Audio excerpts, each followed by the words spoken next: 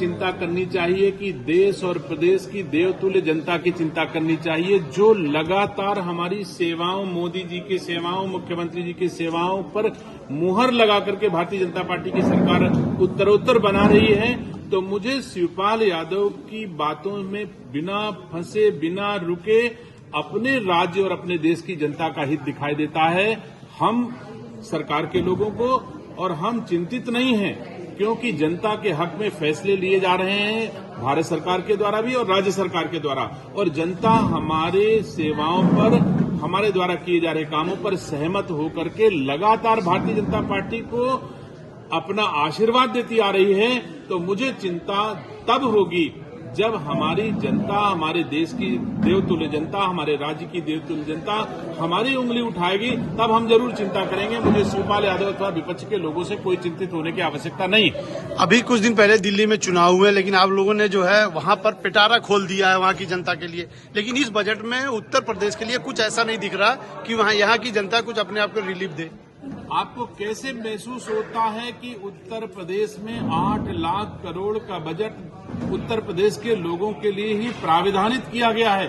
तो आप कैसे कह सकते हो कि उत्तर प्रदेश की सरकार ने उत्तर प्रदेश वासियों की बजट में प्राविधान करने में कोई कमी छोड़ी है? मुझे तो नहीं लगता कि ऐसा बजट इससे पहले उत्तर प्रदेश की जनता ने कभी देखा होगा जैसा बजट यहाँ पर। जैसे जनता की सामान्य जरूरतों के लिए, जैसे बिजली वहाँ पे 25 से 50 यूनिट कर दी गई, यहाँ पे एक भी यूनिट फ्री नहीं है, ना ही यहाँ पर जो है सर किसी भी तरह का। प्रदेश सरकार से बिजली का सवाल कर रहे हो, लेकिन आप स्वयं पलट के पीछे 2017 के पहले जाओ, जब हम आप कहते थे कि ई हफ्ता दिन में बिजली आई, ई हफ्ता रात में बिजली आई, उससे तो बेहतर सेवाएं हमारी सरकार दे रही है। आज की तारीख में जिला मुख्यालयों को 24 घंटे, तहसील मुख्यालयों को 22 घंटे और कुछ गांव के लोगों को मिनिमम 20 घंटे बिजली मिल रही है। तो हम बिजली के क्षेत्र में बेहतर सेवाएं आज की तारीख में दे रही हैं, ये महसूस आप भी कर रहे होंगे। सर ये बेहतर सुविधाएं, सर ये बेहतर सुविधाएं नोएडा और दिल्ली के लिए बेहतर है सर, वहाँ पे जहाँ फ्री दी जा रही है। और यहाँ पूछना चाहे एक व्यक्ति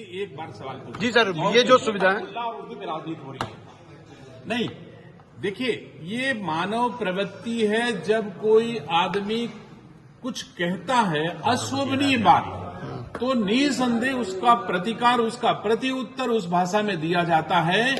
और मैं नहीं समझता कि जिस रास्ते पर आप मुझे ले जा रहे हो, विधानसभा में आदरणीय श्री माता प्रसाद पांडे जी ने जो विषय रखा था, मैं कहता हूं कि अगर हमारे उत्तर प्रदेश के यशस्वी मुख्यमंत्री जी ने भोजपुरी को बढ़ाने के लिए, अवधी को बढ़ाने के लिए, ब्रज की भाषा को बढ़ाने के लिए अगर ऐसे निर्णय लिए हैं, तो मैं नहीं समझता कि उसमें विपक्ष को कोई टांग अड़ानी चाहिए। और अगर उसमें अंग्रेजी शामिल है, तो मुझे गर्व है कि अगर संत रविदास नगर का कोई भी नौजवान वो पैदा हुआ है लंदन में और उत्तर प्रदेश के बजट जो हिंदी में प्रस्तुत हो रहा है उसे अंग्रेजी में सुनना चाहता है, समझना चाहता है, तो ये उत्तर प्रदेश की सरकार ने कोई चूक नहीं की है, बल्कि उत्तर प्रदेश के हर उस नागरिक को समझने का हक है जो दुनिया के किसी कोने में रह रहा है, लेकिन विधानसभा की कार्रवाई देख रहा है, हिंदी में नहीं समझ पा रहा है, तो अंग्रेजी में ट्रांसलेट करके वो कर रहा है। हम कोई अंग्रेजी को बढ़ावा नहीं दे रहे हैं, हिंदी हमारी मातृभाषा है, वो हमारी भाषा रहेगी,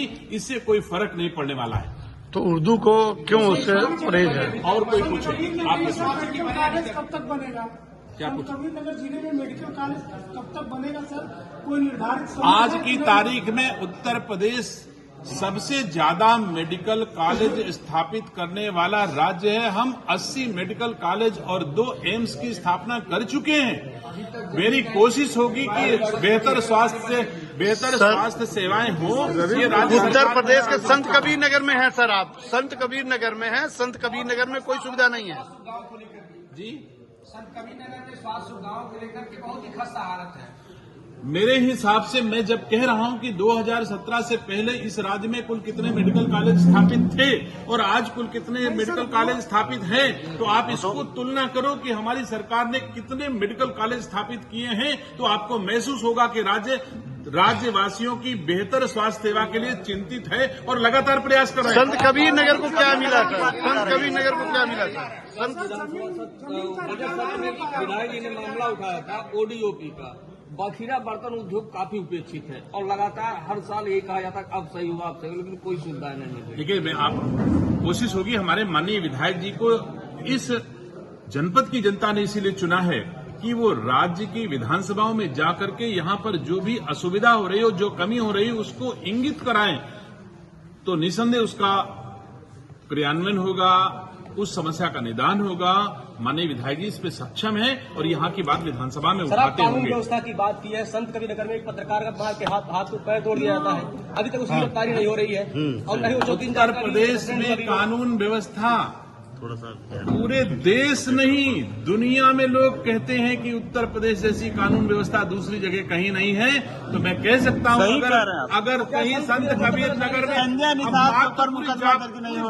आपने सवाल किया तो जवाब तो ले लीजिए। आप बीच में कह रहे हो, मैं कह रहा हूं कि उत्तर प्रदेश जैसी कानून व्यवस्था कहीं नहीं है।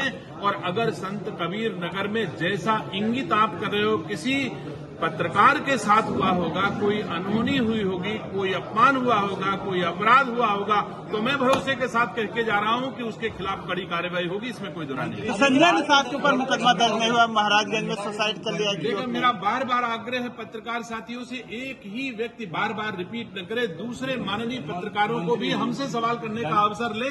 मैं छोड़ के नहीं जाऊंगा जब तक एक भी पत्रकार मुझसे सवाल पूछेगा, लेकिन एक ही आदमी लगातार सवाल करे, उचित नहीं है। हॉस्पिटल जो बन रहा है निर्माणाधीन है, मंत्री जी उसके तरफ आपने आज मार्गदर्शन कराया है, मैं इसे नोट कर रहा हूं। हमारे एपीएस इस बात को सुन रहे होंगे, अगर कहीं निर्माणाधीन अस्पताल है जिसका निर्माण आवश्यक है और किन्हीं एजेंसियों के कारण गड़बड़ हो रहा है, तो मैं आपको विश्वास दिलाता हूं, मीडिया के सामने कर रहा हूं, जो भी विलंबित कार्रवाई करने के अधिकारी दोषी होंगे उनके खिलाफ कार्रवाई होगी। दोआबा क्षेत्र है वहाँ ग्रामीण क्षेत्र।